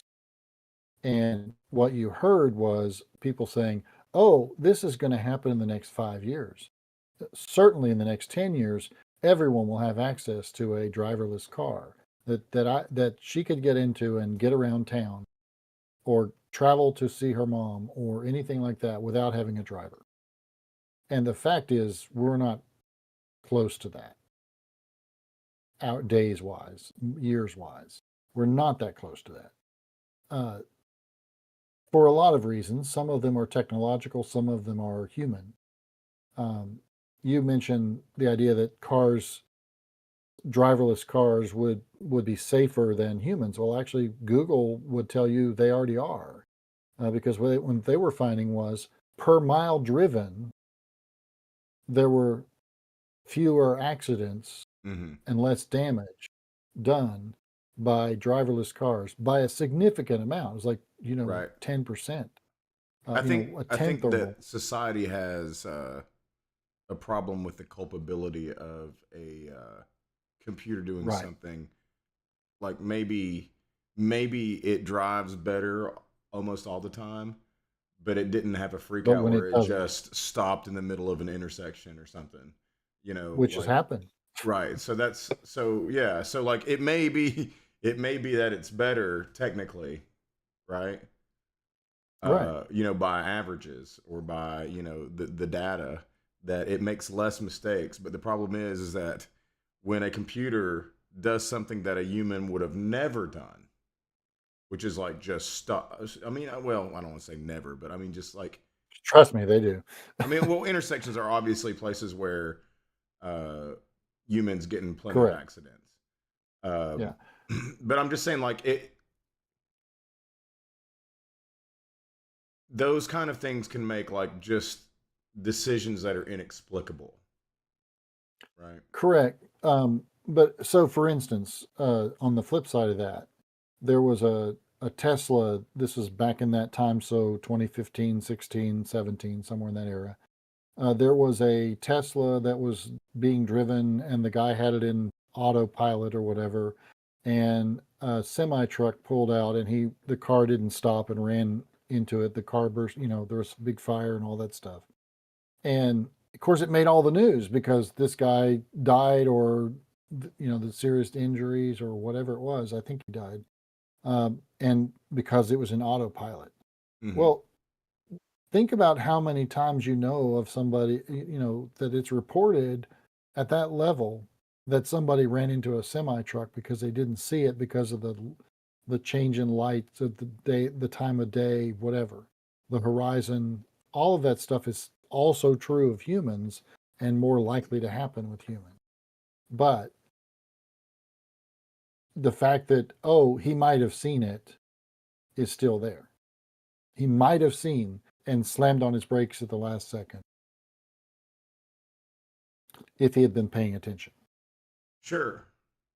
I mean, So they've your argument is still there. the problem is that I think these things, like, yeah, you know, if humans have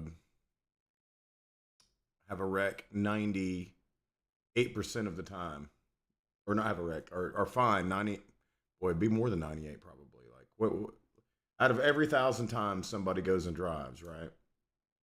Maybe Yeah, they were basing it one on the number of accident miles or something. So driven. that'd be like, you know, one, if you drove every day, that'd be like one every three It's an years. accident per 100,000 miles or something like that. Yeah, You something know, like that. It would have to be so much better, and it would it. The problem is, it would have to just the optics it has to approach of, zero. but yeah, it has to approach zero because the optics of a driverless car taking control and throwing you off the side of a cliff feels a lot different Hmm. than any other kind of like human made accident. somebody falling asleep at the wheel or Yeah, it's like we all will give more leeway for human accident because we're humans ourselves, but for a computer we expect it to be like but would you rather a computer be driving or somebody drunk? well, so the thing is, you don't have to get in a car with a drunk person, but if you call, of course, you never know. I guess if you You called an Uber and you don't have to get in a car with somebody who's drunk, but if somebody's drunk on the road, you don't have a choice about whether they're there or not. yes, but even then, I can at least point to this human and be like, this human made mistakes here, here, here, and here. Whereas a robot, it's like the programming freaked out. I don't even want to like say it made a mistake. I mean, like who made the mistake? The person who invented it, the person who programmed it, the person who decided to put it on the road. That's like the rub right there. Who do we hold accountable?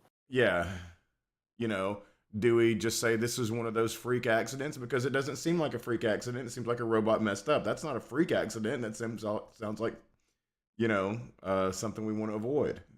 So it does have to get to this kind of like level of like way beyond better than a you know what it has to, what it has to be like. It has to be as infrequent as airplane crashes. Yeah, I think it was actually. And per it has to be that has to be per person. Right? Yeah. Like I think the other part of it is that the statistics that they were dealing with, where are they driving those cars? Where are these really good statistics coming from? Where are those miles driven? Are they driven on well-marked roads that are, with all the stripes all made, the lights are all working, the pavement is good or pavement is decent, etc. And is it that, or are they? I think about driving around East Tennessee and here in Southwest Virginia. I'm on roads. Sometimes I'm going, I don't know that I would trust the computer to see those things. But at the same time, if we get to the point where we've like got them out there, right, and the stats show that car deaths have decreased by 75%, but we still have these stories out there of this specific car for no reason just plunged off the road, right? Like not even like, yeah. Yeah, I agree. So, just like, for instance, I have this friend on Facebook who spends a lot of time trying to promote his right-wing ideologies. And in particular, he's opposed to any idea that there might be a thing called climate change. And he's also, because of that, opposed to electric vehicles because he says they're worse for the environment, which is not true. And if there was an electric vehicle that caught on fire, he was posting it. Mm-hmm.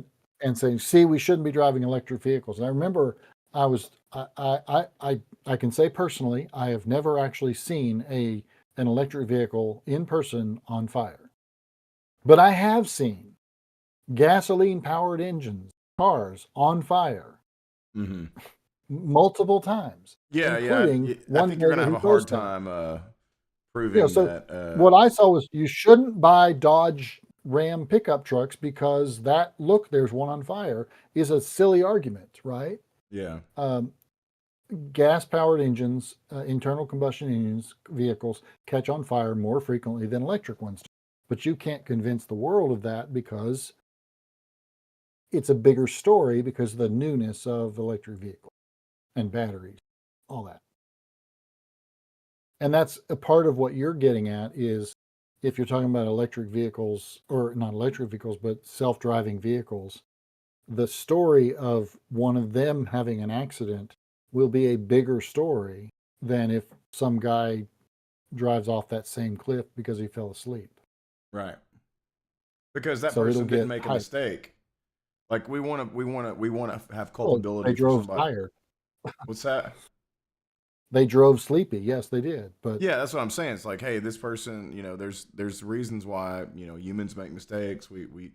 But like again, yeah, we tolerate that. if a AI car is driving down I-40, crossing the gorge, and then it does something weird, which in turn causes a multi-car pileup on the gorge, which shuts the gorge down for like 6 hours. You know what I mean? Like, and just horrific deaths because, and the passenger had nothing to do with it. There's nobody to blame. Yeah.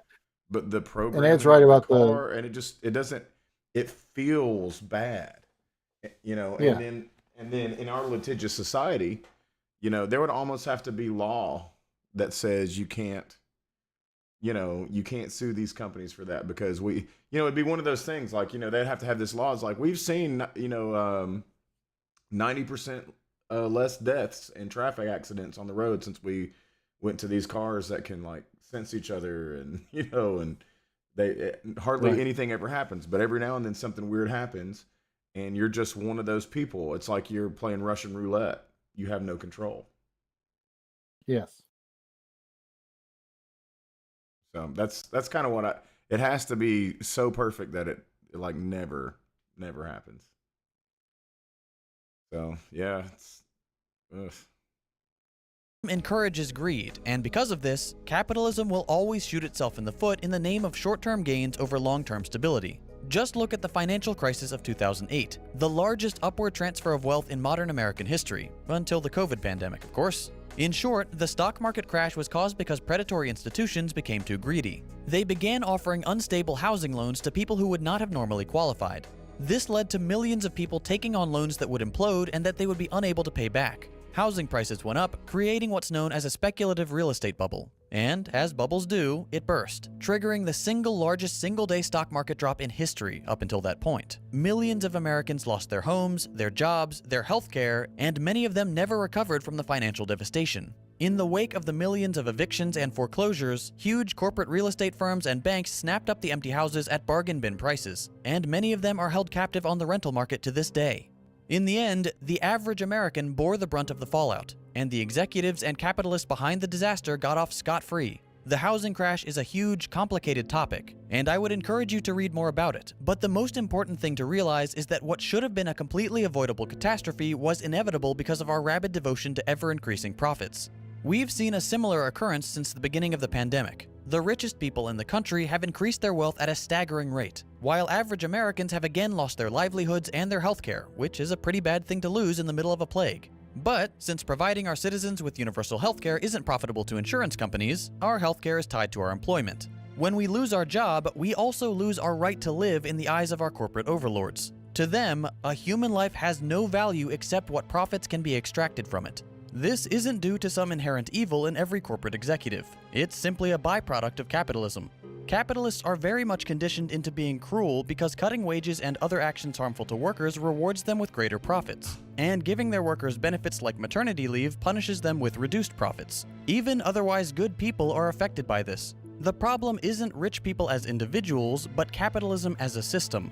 Business owners learn to see everything in terms of revenue and expenditure. Taxes are an expense, rent is an expense, raw materials and machines are expenses, and that means labor is also seen as just another expense. Human beings are reduced to numbers on a spreadsheet. That brings us to our next point. Capitalism doesn't care about human well-being. Hold on. The primary concern of every nation.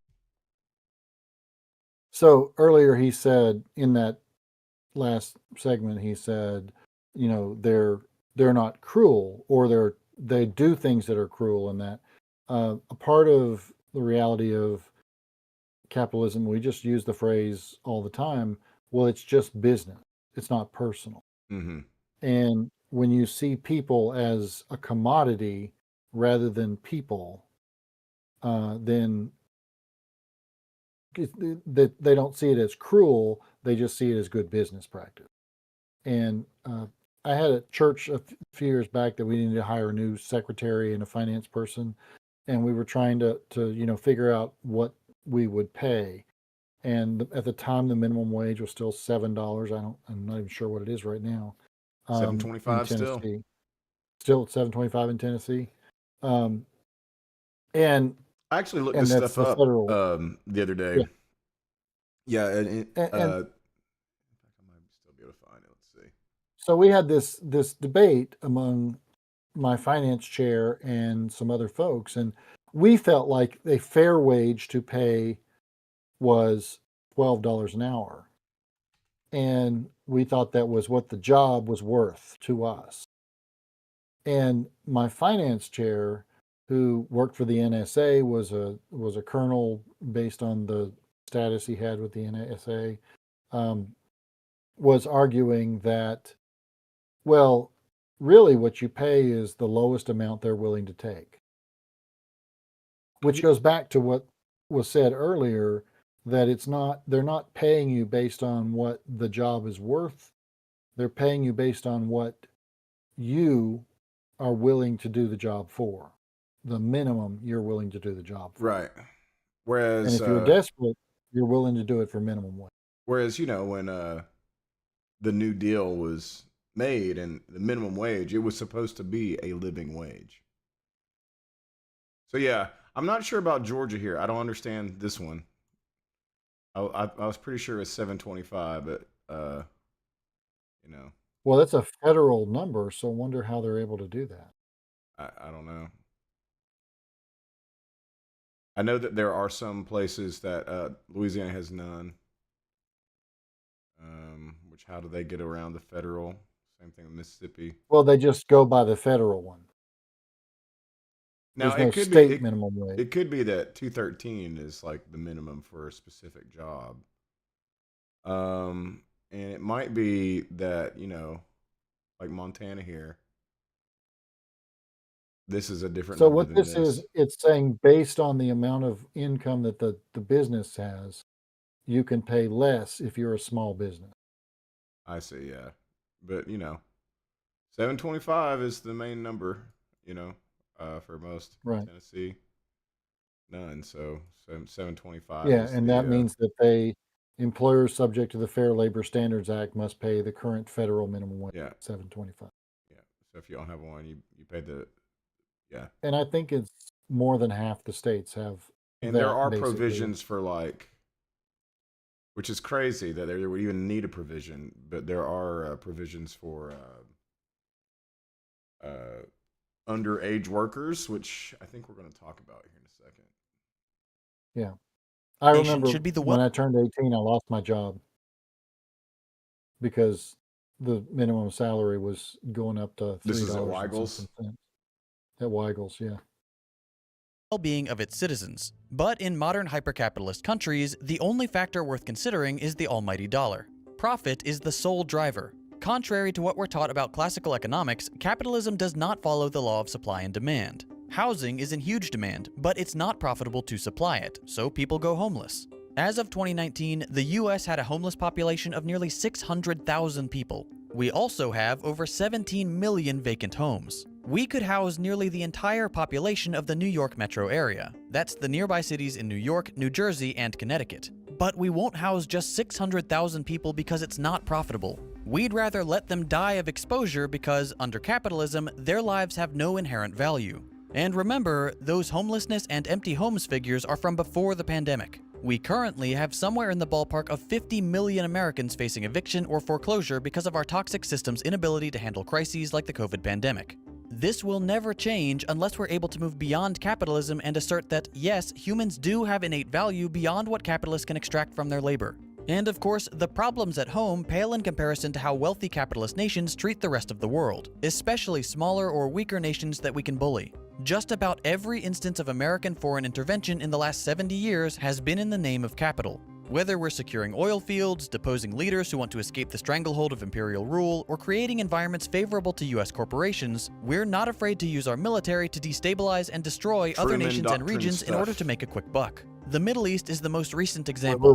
We've been meddling in the Middle East for decades. We entered Iraq under false pretenses, propagandizing the American population with false intelligence reports. The global community knew that there were no weapons of mass destruction in Iraq. but it sure made for convenient cover to start a war that was unjustifiable Sounds otherwise. familiar, huh? The tendrils of capitalism don't Yep. stop at the borders of our nation. They unjustly influence the daily lives of innocent people around the world. Not because America is necessarily evil and wants to kill people, but because our capitalist system demands it. There is no alternative if we want to maintain complete global supremacy. Okay, so what's the alternative? I know a lot of people are frustrated that videos like this don't often provide anything beyond criticism of the current system. I'll do my best to explain why socialism is a necessary next step. Under capitalism, your paycheck is made as small as possible. Unemployment is a positive for the ruling class. There being more empty homes than homeless people is simply a profitable housing market. Automation leaves people without jobs, and healthcare is a luxury rather than a human right. Socialism turns all those negatives on their head.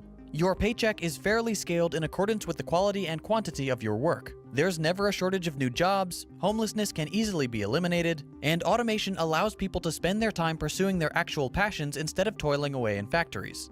The struggling artists who wanted to write symphonies but couldn't due to their financial situation will now be afforded the opportunity to pursue their aspirations. It's like the American dream, only real. The fundamental difference between capitalism and socialism is that capitalism puts the interest of the market before the interest of the people, and socialism is just the opposite. One of the most fundamental flaws of capitalism, including Scandinavian social democracy, although it may seem like a nice compromise between capitalism and socialism, is that capitalism and markets fundamentally rely on profit. Every year, a company's profit has to increase. Every year, a country's GDP has to increase. Forever and ever, for the rest of time, we always have to keep growing, keep expanding our economies, keep building new factories, keep producing more consumer goods. On an ever more finite Earth, infinite growth is a recipe for disaster. A disaster of which we're already seeing the beginnings. Not to mention the fact that we already produce more than we need. The issue of poverty or homelessness or starvation isn't that there's not enough to go around. The issue isn't scarcity, it's artificial scarcity. We produce plenty, but we don't distribute to those in need. Capitalism tells us that the market follows the law of supply and demand, that the market is simply the most efficient way of distributing goods to a large number of people. But if that was the case, then with our current level of production, we could give every human on the planet their own house, their own car, free access to education from kindergarten to university, and free universal healthcare. We could do that at any time, but we actively choose not to. Or rather, Jeff Bezos and his ultra-rich buddies. It's probably a good time to remind that we do for, like if we're talking about healthcare, a third to almost half of the country is on socialized medicine. Right. What Senior the number is? citizens. Yeah. Well, that Medicare. sounds- right. Medicare and Medicaid.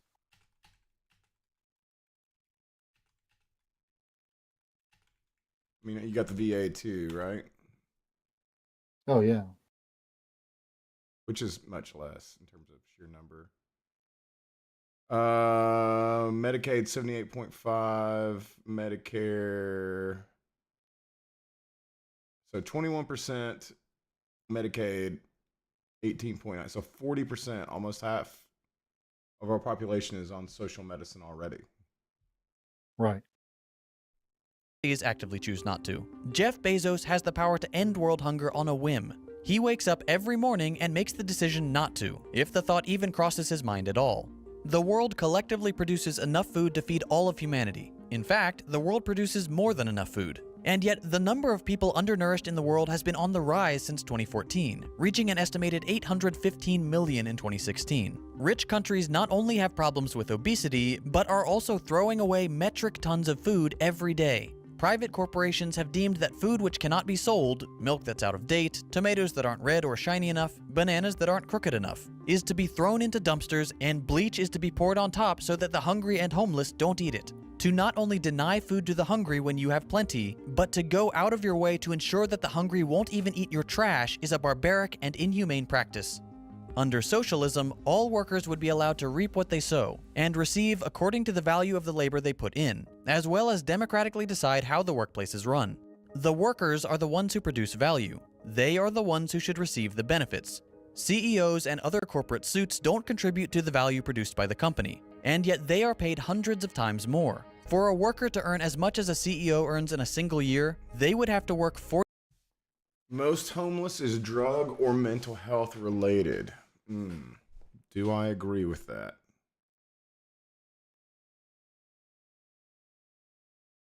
No. domestic violence. Women in domestic violence, when they leave, very often can end up in homelessness. There are people that are working homeless, that work jobs but can't Yeah, afford I know housing. people that live in their car and work jobs. Yeah. Like So I know also those people now. the definition of homelessness isn't just someone living on the street. Homelessness is defined by not having a regular place to live. So if you, for instance, were going from one cousin's house to another cousin's house to your mother's house to your, that's homeless. That's how it's defined. And so to suggest that it's all about, oh, it's all about drugs and um, mental health, there is certainly that aspect, but that's not what a lot of for many the drugs happened after the home too. So it's a wild overstatement to say that. I think again, people end up in homelessness not because they choose to, as some people like to argue, but a part of it is that we were talking about this earlier. Poverty leads to uh, literal physiological changes in the brain that making decisions that a person who is not in poverty, making decisions that seem irrational to someone who's not in poverty, who has a median income, etc. People make decisions poorly, in part because the poverty they're in. So they will, spend whatever it takes that day to feed their children that day, when for the same amount they could have gone to the, if they could get to a grocery store, they could have gone to a grocery store, they could have budgeted differently, and they'd have been able to feed their children for 5 or 6 days with the same money. But that's not how the brain works in that situation. Sure. And that's not because of drugs, that's because of just the stress of poverty. Yeah, and I just asked an AI, and it said the main driver is just the lack of affordable housing. Which Yeah, I guess you could look at that affordable from housing. you can look at that two ways. Is it, the housing is too expensive or the wage is too low? I mean, obviously you could just say both. Yeah. Well, but it's more profitable for someone to sell a $500,000 house or rent a house to people that are able to spend the kind of, there in Oak Ridge, the cost of renting a house is uh, astonishing. Just up the road from where Trinity was, uh, there are people on Jefferson that they're paying, the rent they're paying just to live in one of those duplexes is going way up right now. Mm-hmm. And a part of that is simply because you've got people that are moving in from other places where their cost of living in other places was higher, and also international folks that are moving in to work for the labs and whatever, and they're paying more because they're used to paying that. Yeah, Ed, I think that you're right. When most people think of homeless people, they think of like street folk. But I'm not sure that I'm not sure like how you would count it. Like, I mean, there are just a ton of people that are just kind of like in between homes that are maybe couch surfing or or Yeah, huge number. So I was in a community that up in Campbell County, and the school that was closest to where my church was a middle school, and we had a woman in the church whose job was the um, what do you call that, the social worker in the school, the the resource, no, not resource, yeah, no, uh, that person that, counselor, whatever, guidance uh, counselor. guidance counselor, yeah. Yeah. And so her job was to try to figure out how to help children that are struggling. And I was talking to her about, the poverty levels and also homelessness. And the the number of students percentage-wise in that school that were in poverty was over 70%. This is the school right in La Follette. We weren't out in the middle of the nowhere. And the number of kids that were homeless was way higher than I don't remember. I just remember my reaction to it was, holy cow, that's a huge number.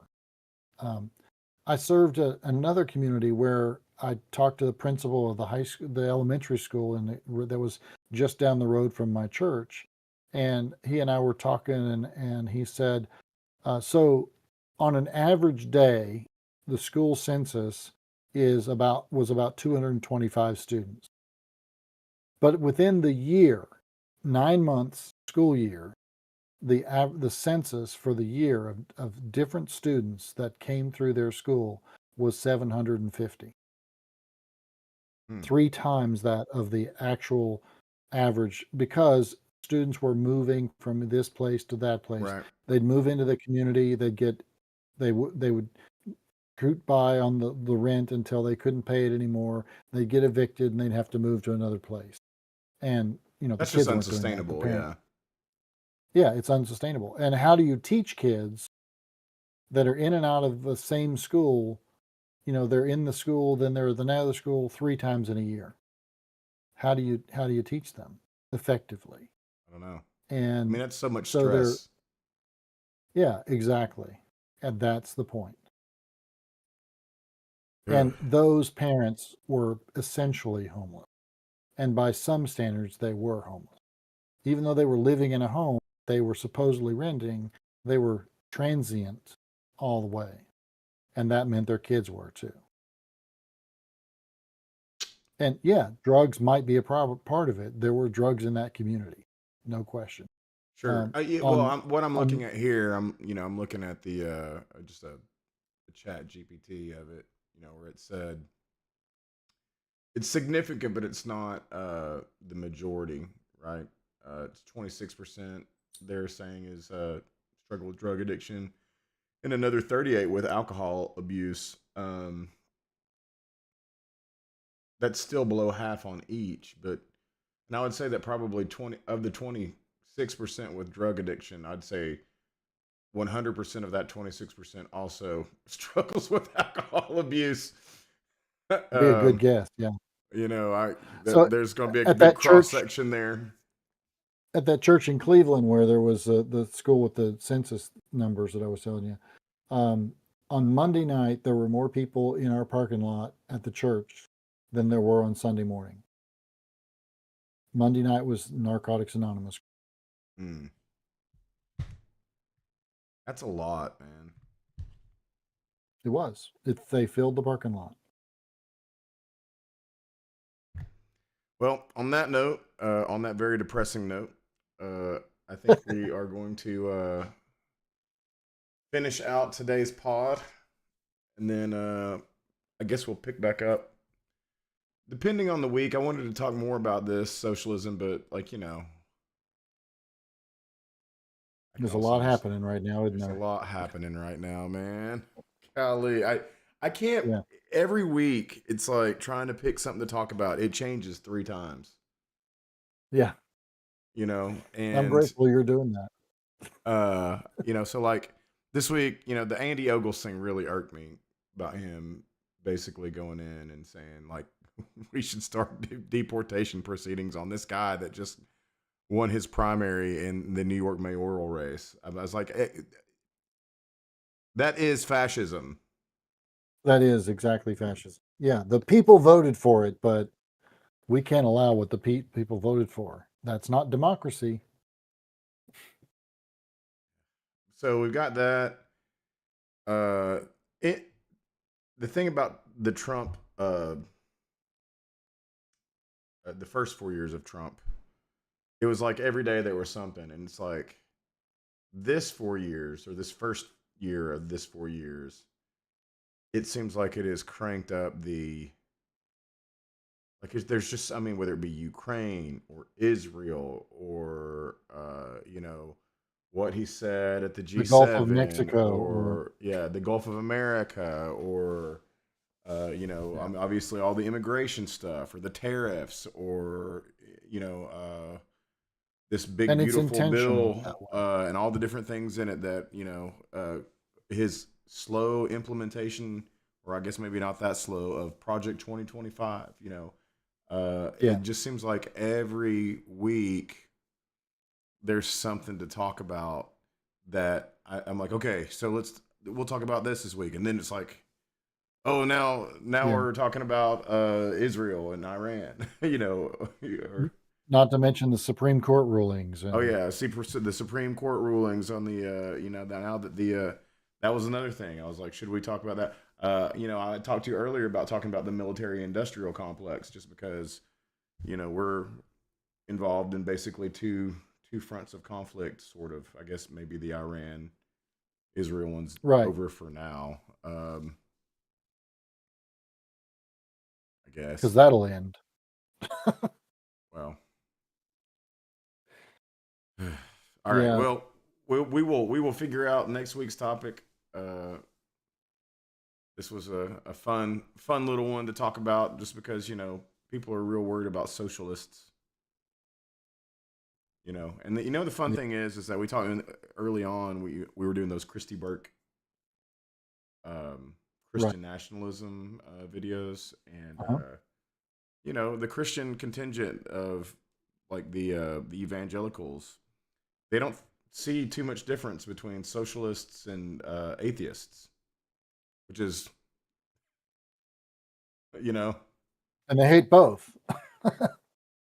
which again, that's what I'm saying. Jesus, was he a socialist? Would he have, if obviously you said he's a communalist, but you could probably just stretch that to communist, maybe. Well, the early church was about, sell all that you have and share with one another. And if you didn't, which is Sapphira and Ananias. very, very communal. Yeah, and Sapphira and Ananias both died because they didn't. Ed, I think that New York City, the Democrat is going to win in the same way that the Republican candidate in Maryville competes against another Republican candidate, and one of them is just more right wing than the other. No, I think Zoran wins that seat easily in the same way that AOC won her, or not seat, wins the mayoral race in the same way that AOC won her seat. But there is the other question there. Cuomo says he may still run, and there's a couple of other Democrats as an saying the same independent. thing. And does that split the? I don't know. I don't know how they would. I don't know enough about the New York mayoral race and how it's set up. My understanding is that this is Mom Donnie's race to lose now. Like we can look it up real quick. Well, it's also very interesting while you're doing that. There's very interesting that Mamdani, first off, it's New York City. That's not like a microcosm of the rest of the country. It's New York City. It is what it is. And Democrats are looking at him and seeing there's kind of two schools of thought there. There are some that are separating the ideology of socialism and whatever, and saying, wait a second, this guy ran a really good race. What can we learn from how he ran the race? Not do we need to run on his ideology everywhere in the country? The answer is you need to find out how to win a race. You don't need to necessarily adopt his ideology in Kansas or Knoxville or somewhere else. Let's see. Is it ranked choice? This one was, yes. But is it ranked choice for the general? I do not know the answer to that. That's a good question, because that makes a difference too. And if that's the case, then you increase in this situation the odds of the Democrat winning. So because Eric of Adams, the population. is he the? I mean, I know he's there now. Right, the current mayor. Is he? I don't know enough about this. Didn't he have? Well, Like, he's talked bad about Mamdani. Yeah, so this will be like, yeah, so it'll be a Democrat on Democrat. And what was his? There was some. What was his scandal? So Eric Adams was being accused of Campaign finance irregularities. yeah, and there's a few other things that all dealt with, misuse of funds and stuff like that.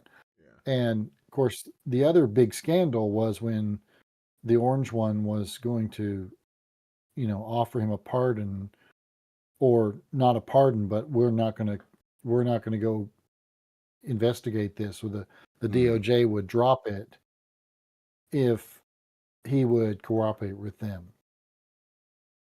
Witness tampering. There's some Yeah, other. there's Yeah, there's some other. there's a some big things. long list of